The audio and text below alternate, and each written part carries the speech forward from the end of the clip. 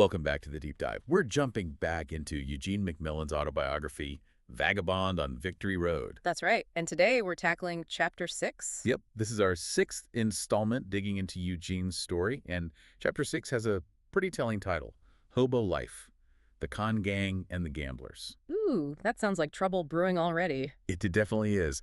Our mission today is really to unpack Eugene's experience when he arrives in Yuma, Arizona. He runs into this situation involving a pretty elaborate con game right there in the freight yards. So, moving beyond just the physical hardships of the road into the human dangers, the potential for deception within that transient community itself. Exactly. We want to pull out the details Eugene gives us, see how this whole thing unfolded, and maybe what it tells us about the environment he was in. Sounds good. Where does the chapter pick things up? Okay, so Eugene gets to Yuma, and right away he finds the hitchhiking prospects are poor. Just like other places he's been, getting a ride is tough. A familiar story for him by this point, I imagine? Very familiar. So naturally, his thoughts turn to the trains. The Union Pacific freight yards seem like the next logical step, the way out. And he's also hoping he might run into his friend Raleigh there, isn't he? Yeah, exactly. There's that hope of reconnecting. Yeah. So he heads down to the yards, specifically towards the water tank. Which, as Eugene describes it, sounds like a real hub, not just for water, but like a temporary meeting point and an information exchange. Totally. He paints this picture, 20 or more guys gathered there under the shade of this big skeleton-like water tower structure. And there's a real mix of people. Oh, yeah. He says every description. You've got your experienced hobos, sure, but also roughnecks, maybe some rogues, and definitely gamblers. Just resting, talking, waiting. That diversity is key, isn't it? It creates this melting pot where you can find camaraderie, but it also leaves people vulnerable. Different levels of street smarts, different intentions. Absolutely. And speaking of camaraderie, Eugene does get that reunion he was hoping for. Yeah. He spots Raleigh. That must have felt good. A friendly face in that crowd. He says they had a jolly time catching up. Talk about their recent travels, the good and the bad, and also acknowledging the long, rough road ahead. Still a lot of uncertainty. Finding a friend like that, yeah, it's invaluable when you're living on the edge like they were. Companionship means so much more. And while he's catching up with Raleigh, they're talking with someone else, a guy named Tom Allen. The cowboy. That's the one. From Montana. Eugene gives us a really vivid description, calls him an interesting fellow, looked and sounded like a proper ranch hand. What did he look like? Medium height and build, but Eugene notes he was lithe and muscular. And his clothes stood out. Black shirt, black riding pants with white trim, thick black leather boots, and this moderate-sized black hat that looked kind of soft and well-worn. Eugene's got a good eye for detail. It shows he's really observing these people, trying to figure them out. Tom sounds like someone grounded, maybe just passing through this hobo world. Yeah, seems like it. But this whole scene, the catching up, the relative calm, it's about to get completely upended. Here it comes. Yeah. Enter, as Eugene calls him, a snaggle-toothed comical fellow. Just appears laughing and joking loudly. Immediately grabs everyone's attention. Totally. And Eugene reflects later like, that was clearly the plan. Nobody suspected anything, no trap, until bam, it was sprung. Classic misdirection. Use humor, appear harmless, get everyone looking at you, and they let their guard down. Exactly. So this comical guy sits down, still chuckling away, and then, real casual, he pulls out this small knife from his pocket, pearl handle, switchblade. Okay. And he just throws out there, bet nobody here ever saw a pocket knife like this one. Simple line, but boom, instant curiosity. Hooks them in, makes them want to know more. What's so special about this knife? And he's ready with the story. Claims he bought it for $5 off a guy in Washington State. Said he was in a tavern, made a bet he couldn't open it before count of 10. He lost the bet, paid the $5, but the guy showed him the trick to opening it. The trick. So there is something special about it. Right. And then he boasts, that since learning the trick, he's won loads of drinks and dollars all over the West with this knife. And Eugene points out, the story might be totally made up, but that doesn't really matter, does it? It's about the effect it has right then. It plants the seed. This knife is hard to open unless you know the secret and there's money involved. Precisely. He keeps flicking it open and shut, showing off, reinforcing that it's tricky. Then he turns to this big fella, a guy from St. Louis. Okay. And he says, here, you try to open the knife before I count to 10. Try it just for fun. Just for fun. No pressure, no money yet. This is the demonstration. Prove the premise. Yep. So the big guy takes the knife. Comical fella asks if he's ready, gets the nod. 1, 2, 3. Big guy's fumbling with it, can't seem to figure it out. 4, 5, 6, 7, still nothing. 8, 9, 10. And The comical fellow yells out, all triumphant, "Ha ha ha! I told you that you couldn't do it." okay, point proven to the audience. They've seen someone fail. The knife looks genuinely difficult. The hook is set. And like clockwork, the next actor steps up. A slender guy pushes through the onlookers. Eugene describes him with a scowling face, using really rough language, profane, malicious, storming over to the funny man. Playing the angry challenger role. Totally. He yells something like, "You dirty bum, I bet I can open that knife before you count to 10. Makes it seem like a real spontaneous confrontation. He's the bait to draw the crowd into actually betting. Perfect setup. The comical man fires back, "Put your money where your big mouth is." "How much?" Challenger snaps, $10. A decent amount. Comical man agrees instantly. And then, almost too quickly, another bystander pipes up, "Here, I'll hold the money for you guys." The stakeholder. And Eugene figures out later this guy was part of the crew too, right? Yeah, definitely. Part of the scheming bunch, as he puts it. So you've got the setup guy with the impossible knife, the challenger who knows he can beat it, and the neutral money holder. The whole team is in place. Classic con structure. But the real target isn't just the $10 between them. The challenger, the slender guy, he then turns to the crowd. Ah, here we go. He challenges them, bets that they think he can't open the knife. And that's when the trap really closes. Eugene calls them cleverly deceived hobos. Because they think they have the inside scoop now. They saw the big guy fail. This challenger seems all bluster. Surely he'll fail too. It looks like betting against him is the sure thing. Exactly. So the money starts coming out. The big guy from St. Louis, the first one who failed, he puts down $5, betting the challenger can't do it. Another guy bets $15. Someone else, $7. They're betting on what they think they know. It feels like easy money. And then Raleigh steps up.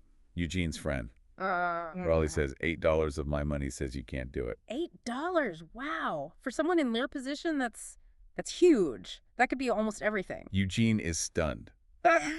Absolutely floored. He writes he had no idea Raleigh even gambled, let alone carry that much cash. What does Eugene do? He tries to stop him. Immediately. Pleads with him. "Don't do it, Raleigh." Tells him flat out it's a sure thing to lose. He sees it. He sees the con. But Raleigh's already hooked by the promise. Totally. Raleigh gives this, weak excuse. Says he doesn't normally gamble, not the habit, but this looks like a sure thing to me. He actually tells Eugene this is their chance to win enough money to ride the cushions, ride passenger trains nearly all the way home. That's the power of it, isn't it? It's not just greed, it's playing on that deep desperation, the hope of escaping the hardship. It blinds you. It really does. And Raleigh even tries to pull Eugene in deeper. Begs him, "Bet your watch, Gene. It's worth $20 easy in this bet. We can't lose." Wow. But Eugene holds firm here, right? This is where his principles kick in. Absolutely firm. He gives a stern refusal, tells Raleigh, basically, forget it, my gambling days are finished. Yeah. He admits he used to gamble, even loved it, but explains, since I became a Christian, that evil has been put away forever. That's a powerful moment. Standing on principle, even when dirt poor and faced with what looks like an easy win, and your friend is urging you on, that takes serious conviction. It really does. And he mentions others tried to pressure him too. "Bet your watch, it's a sure thing." Yeah. But he gave them all the same answer. No way. So the pot keeps growing without Eugene's watch. Yeah, the guy holding the money has, Eugene estimates, near $100. A fortune in that context, the tension must have been immense. You can almost feel it in the writing. The funny man pitches the knife to the challenger. Gets the signal. Starts the count. 1, 2, 3. Everyone's eyes are glued to the challenger's hands, him fumbling frantically with his little knives. 4, 5, 6. The count drones on. 7, 8, 9. Right on cue. Flash, snap. The blade flies open, right at the count of 9. Perfect execution. The performance is over. The challenger wins. And his whole act changes instantly. He gets loud, aggressive, shouts, "I won, you lousy bums. Give me that money. It's mine." Grabs the cash from the holder. Creates a distraction, makes a scene. Yeah, keeps ranting and bluffing as he backs away. Guess you thought you could outsmart me, didn't you? Like you'd play me for a sucker. Just noise and bravado. Covering their escape. Exactly. Yeah. While he's doing that, he, the funny man, and maybe 1 or 2 others Eugene suspected were involved, just melted away, faded out of the picture, into the maze of the freight yard. Leaving behind the losers. Leaving behind, as Eugene calls them, the deceived, miserable mob. He says it was only then that it really dawned upon them that they'd been had. easy victims of smart tricksters. The realization hits once the money and the actors are gone. Too late. And Eugene mentions he figured out the mechanics later. Apparently, there was a small trick band at one end of the knife. Ah, so that controlled the blade. Seems like it. The funny man knew how to keep it locked when the first guy tried, making it impossible. The challenger knew exactly how to manipulate that band to make the blade pop open right at the count of 9. Simple mechanics, but combined with that whole psychological setup, very effective. A classic confidence game. And the impact on the victims was immediate and brutal. He describes Raleigh as just sick over his loss, left with only about 50 cents to his name. Ugh, devastating. Especially after thinking he'd found his ticket home. That's a hard lesson. A really hard lesson. Eugene does add that Tom Allen, the cowboy friend, he was smarter. He didn't risk his few precious dollars. So, another contrast. Different people, different choices under pressure. Eugene makes this interesting side note about money. He says, you might think it's odd that guys looking so rough, so down on their luck, would have that much cash floating around enough to make $100 pot. But this incident proved it was there. Yeah. He even mentioned seeing another hobo later with a roll of greenbacks as big as a fair-sized cucumber. It just goes to show you can't always judge by appearances. Even people living that life might have scraped together something, making them targets for exactly this kind of predatory scam. Okay, so let's take a step back here. This chapter, it really slams home a harsh reality, doesn't it? Beyond the physical dangers, the weather, the cops, the trains, there's this whole other layer of risk, deception within the community, people preying on each other. Absolutely. It adds this element of social danger, of needing to constantly evaluate who you could trust, even among fellow travelers who seem to be in the same boat. Trust was a very fragile commodity. And what makes this particular con so, well, insidious is how it worked. It wasn't just playing on greed, though maybe that was part of it. It was really digging into desperation. Exactly. That hope for the sure thing, the easy way out. When you have so little and someone dangles the prospect of instantly solving your biggest problem, getting home, getting safe, it's incredibly powerful. It overrides caution, overrides common sense sometimes.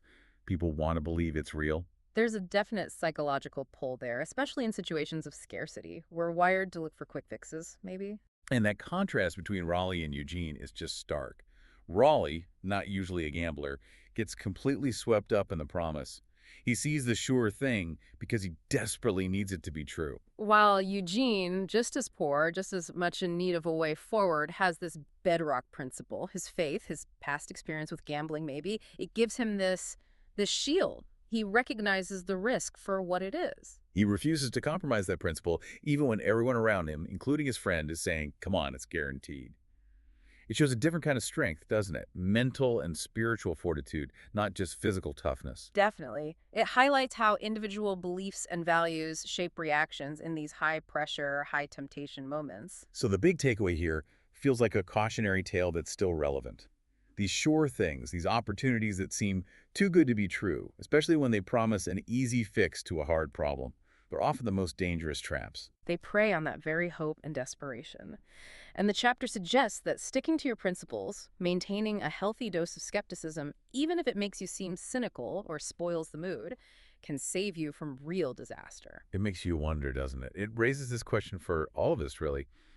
In your own life, when you encounter something that looks like a golden opportunity, maybe an easy win or a quick solution to something stressful, how do you tell the difference? How do you discern between a genuine chance and a cleverly disguised trap? Yeah, what's your personal process for evaluating those situations? What are the red flags you look for? What principles guide your decision when something feels just a little too perfect? Something definitely worth thinking about. That was our deep dive into the tricky dynamics of Chapter 6 of Vagabond on Victory Road. Eugene survives this encounter, but the journey is far from over. And we'll be back to explore more of his story in our next installment. Absolutely. Join us next time on The Deep Dive.